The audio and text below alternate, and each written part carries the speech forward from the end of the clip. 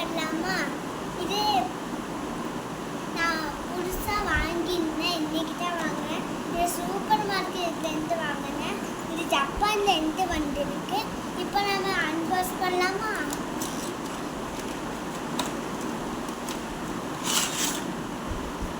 இதில் 1 2 3 4 5 6 இந்த 6 பென்சில் இருக்குது.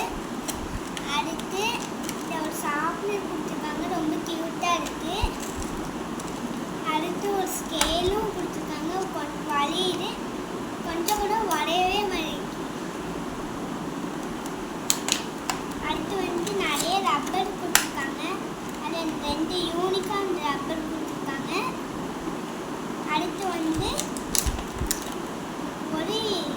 அணுவின் ரப்பர் கொடுத்துருக்காங்க. அடுத்து இது பென்சிலை மாற்றுறது